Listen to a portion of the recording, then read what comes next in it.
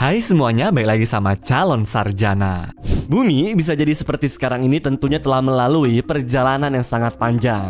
Bahkan semua itu dimulai sejak 4,6 miliar tahun yang lalu, serta sempat mengalami berkali-kali kepunahan untuk bisa seperti sekarang.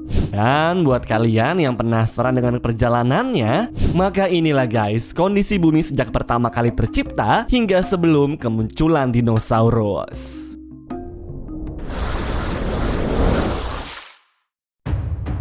Nomor 9. Hadian Ion. Sekitar 4,6 hingga 4 miliar tahun yang lalu, pembentukan planet bumi baru aja terjadi dan belum bisa ditinggali oleh manusia atau bahkan makhluk hidup lain. Di mana era tersebut dikenal dengan nama Hadian Ion yang diambil dari bahasa Yunani yaitu Hades. Yap, bahasa tersebut memiliki arti sebagai neraka untuk menggambarkan kondisi planet ini yang masih dipenuhi dengan berbagai gejolak. Bahkan karena saking panasnya bumi, sampai-sampai mulai muncul volume air yang cukup masif karena terjadi pencairan ataupun mengalami proses penguapan guys. Meskipun ada juga teori lain karena ikut terbawa oleh benda langit saat terjadi tuburkan kosmik dalam sistem tata surya kita. Jadi secara teori, geografi bumi serta perairan telah muncul dan juga terbentuk, namun gejolak alam yang tidak beraturan masih sering terjadi di fase tersebut.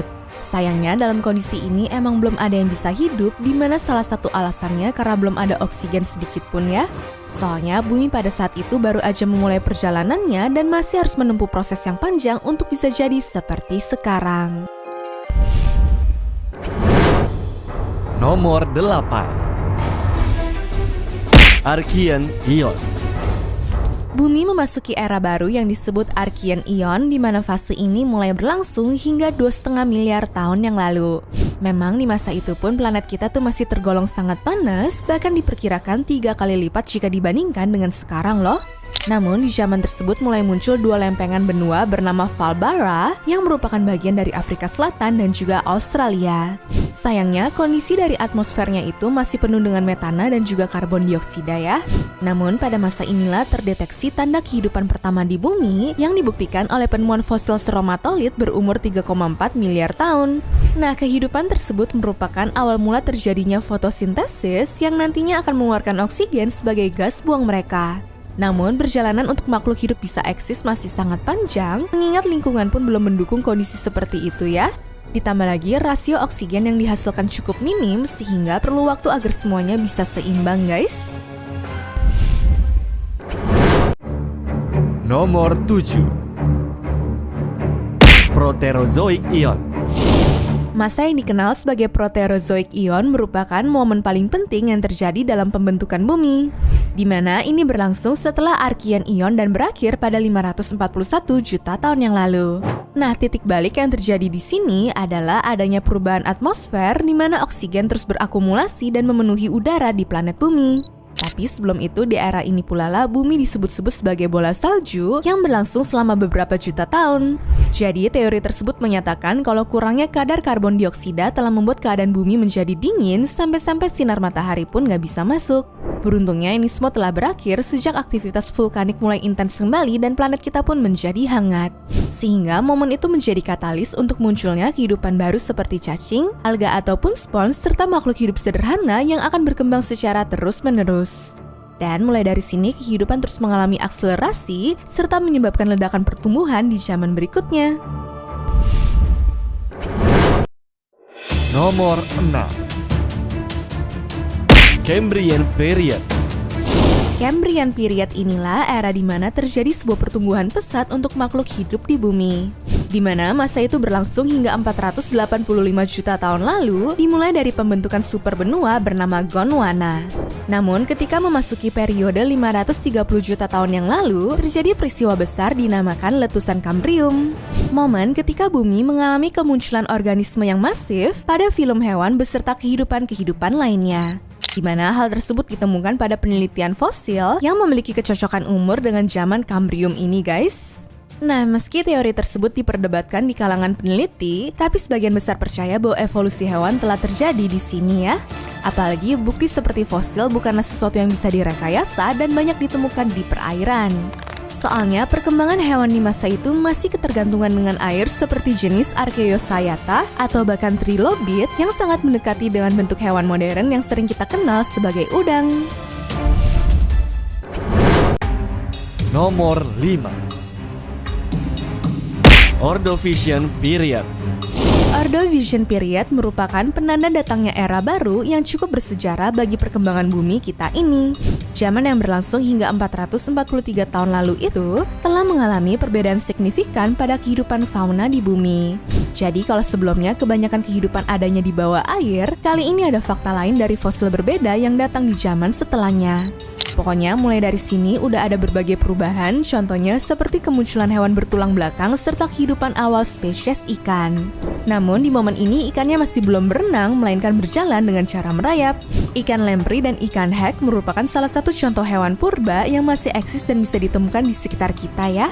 Lalu tumbuhan yang kondisinya belum punya akar, batang maupun daun sama sekali baru mencoba untuk muncul ke daratan meski masih berada di dekat perairan. Dan evolusi hewan-hewan pun masih terus berlangsung demi bisa eksis seperti binatang yang kita tahu sekarang ini. Nomor 4. Silurian Period. Pada 443 juta hingga 419 juta tahun yang lalu, bumi telah memasuki era baru bernama Silurian Period. Tapi di akhir-akhir pergantian zaman, sebenarnya telah terjadi kepunahan massal sekitar 85% dari penghuni bumi yang telah eksis. Masalah yang sama yaitu pendinginan global telah menyebabkan habitat mereka menjadi tidak ramah untuk ditinggali. Beruntungnya sih, kondisi lingkungan bisa kembali netral secara alami dan dominasi hewan pun terus-menerus bertambah di momen ini ya guys. Dimulai dari kelompok Penthemeres yang merupakan nenek moyang hewan bercangkang keras. Mereka masih berada di dalam perairan meski kini lokasinya telah beranjak naik ke kedalaman 30 hingga 60 meter. Namun sekarang sudah ada tumbuhan dari keluarga jamur serta tanaman yang telah memiliki akar, batang, dan juga daun. Bahkan bisa dibilang ini adalah tumbuhan fotosintesis darat pertama sepanjang sejarah pembentukan bumi loh. Dan disusul juga oleh hewan kelompok Arthropoda yang beberapa diantaranya kita kenal sebagai kaki seribu, kelabang, serta kelompok serangga berkaki 8. Nomor 3. Devonian Period. Memasuki 419 juta hingga 359 juta tahun yang lalu adalah waktunya Devonian Period ini dimulai ya. Pada zaman itu, kehidupan pun mulai berubah ditandai dengan evolusi ikan pertama kali sehingga punya kaki dan dapat berjalan di darat guys. Nah, ketika berada di daratan, kalian akan mengenalnya sebagai tetrapoda.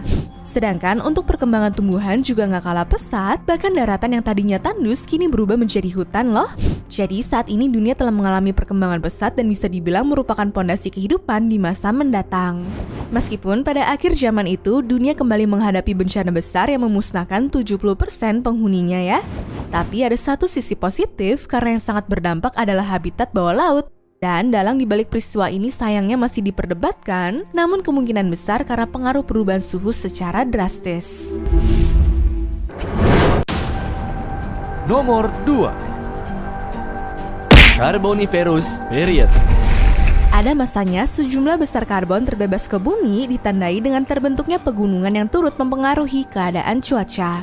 Di mana kejadian tersebut berlangsung pada Carboniferous Period yang tercatat sekitar 359 juta hingga 299 juta tahun yang lalu. Secara suhu sih emang semua itu menyebabkan iklim menjadi sedikit lebih panas ya. Namun tumbuhan dan juga hewan masih mengalami pertumbuhan pesat meski sebelumnya sempat terkena bencana yang cukup besar. Bahkan pada zaman ini sudah mulai ada serangga pemakan daging serta reptil-reptil yang nantinya akan memenuhi era Jurassic. Mungkin kalian akan tahu salah satu contohnya yaitu Meganora yang panjangnya sebesar 0,5 meter sedangkan bentangan sayap hampir mencapai 1 meter ya. Lalu rata-rata hewan serta tanaman yang eksis sudah pasti punya ukuran super besar karena adanya pengaruh lingkungan. Dan salah satu faktornya ya berkat oksigen di atmosfer yang berada di level 35% guys. Kalau sekarang sih soalnya sudah 21% aja ya. Gimana? Kira-kira harus bersyukur atau menyayangkan ya kadar oksigennya turun jauh? Nomor 1. Permian Period. Masa Paleozoikum nantinya akan diakhiri oleh Permian Period yang berlangsung pada 299 juta hingga 252 juta tahun yang lalu. Kondisi di saat ini terus bertambah kering sejalan dengan suhu bumi yang semakin hangat. Namun evolusi dari hewan ataupun tumbuhan terus meluas dan melahirkan spesies-spesies baru. Bahkan baik di awal zaman, pertengahan atau di akhir-akhir sekalipun, semakin banyak hewan karnivor yang bermunculan serta membentuk rantai makanan secara tidak langsung. Meskipun hewan-hewan ini harus melewati seleksi alam dikarenakan gejolak magma yang membuat dunia kembali tidak stabil, sehingga era ini ditutup dengan kepunahan hewan darat sebanyak 80%, sedangkan kehidupan di perairan telah menghilang sebanyak 90% ya guys. Dan bencana ini dikenal luas dengan nama erupsi Siberia yang dapat kalian saksikan langsung ketika mengunjungi Rusia. Anyways, cukup sampai di sini ya guys video hari ini. Sampai jumpa di video selanjutnya. Dah.